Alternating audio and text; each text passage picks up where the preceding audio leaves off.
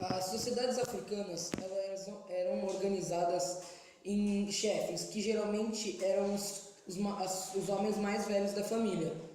E essas famílias viviam em aldeias, e essas aldeias tinham o chefe da aldeia. Então, nas sociedades africanas tinham dois tipos de chefes: chefes de família e os chefes de aldeia. O chefe das aldeias tinha a obrigação de punir quem não seguia as regras das aldeias, cobrar impostos e fazer o bem-estar de quem morava na aldeia. E além disso, eles praticavam a poligamia, então um chefe com mais mulheres tinha mais poder. Para ele receber uma mulher, ele tinha que pagar um dote à família da mulher, para pegar os direitos de reprodução dela. E além disso, o chefe da aldeia, ele se reunia com os chefes das famílias em um conselho para decidir as regras da aldeia. Haviam as confederações, que eram compostas somente por chefes de aldeias, onde eram discutidas questões gerais daquele conjunto de aldeias. Os reinos eram como confederações, porém eram governadas por um rei em vez de um conjunto de chefes, assim o poder era mais centralizado.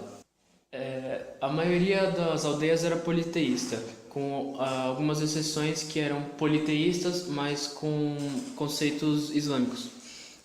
O casamento juntava as aldeias, unindo diferentes povos. E aí? Só tem reino na África? Que nada, cara. Tem um monte de povo ali. Nem todos tinham essa política centralizada num rei. Muitos viviam de forma tribal. Aliás, como o europeu chegando na África não entendia muito o que estava rolando, pegou mais de 400 grupos étnicos diferentes e chamou todos eles assim de bantus. Aí pega um outro grupo gigante e chama de sudanês. E assim vai.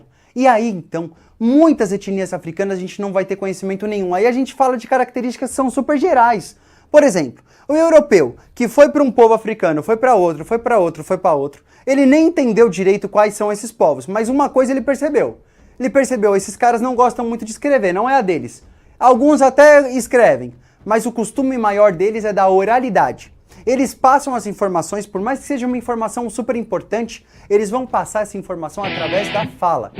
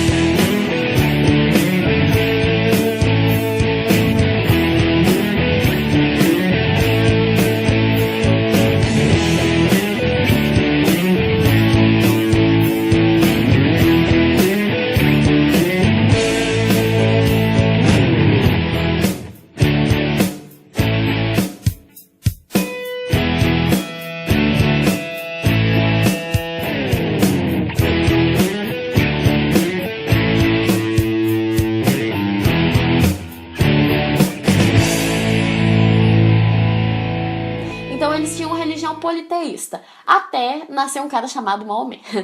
Qual que é a do Maomé? Maomé foi um cara que nasceu no século 7 depois de Cristo, nasceu numa cidade chamada Meca e viveu lá. O Maomé era de um clã de comerciantes, a família dele era de comerciantes e vivia em Meca justamente porque na época das religiões politeístas, Meca era uma cidade importante onde as pessoas iam peregrinar. O que é peregrinar? É você ir por motivos religiosos dessa cidade. Então assim, as pessoas todo ano iam para Meca para fazer oferendas aos deuses pagãos que eles acreditavam. Pagãos não, aos deuses politeístas que eles acreditavam.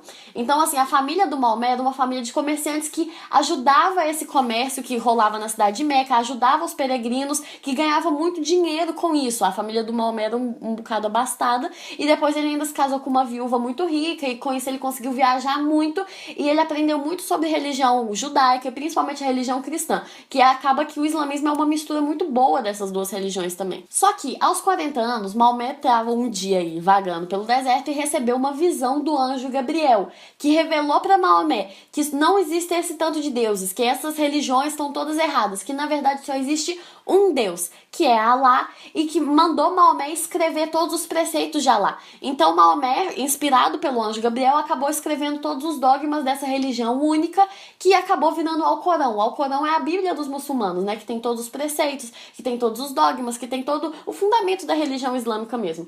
Então, inspirado pelo anjo Gabriel, Maomé descobriu que só existia um Deus, e o anjo Gabriel também revelou para Maomé que ele era o único profeta desse Deus. Então Maomé descobriu que ele era o escolhido e que ele tinha que passar adiante essa mensagem que ele recebeu.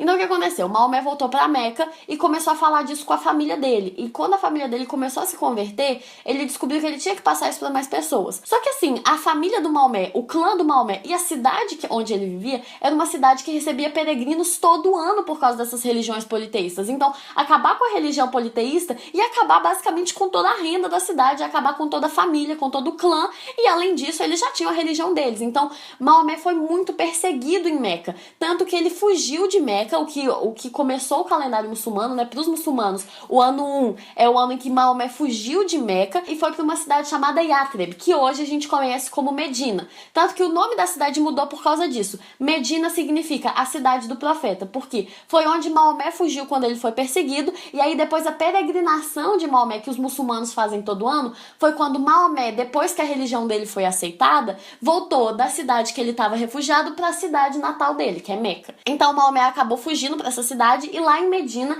ele fez muitos fiéis, sabe? Muitas pessoas acreditavam mesmo nas coisas que ele falava, e ele conseguiu fazer a primeira comunidade muçulmana, a primeira tribo mesmo, a primeira galera que estava junto com Maomé acreditando em tudo que ele falava.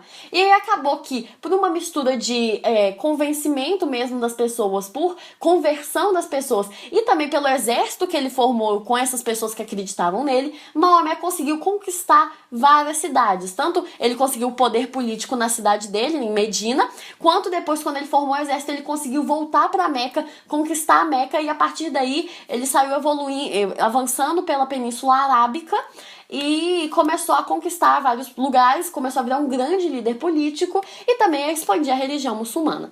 Então, assim, em vida, o Maomé conquistou grandes territórios,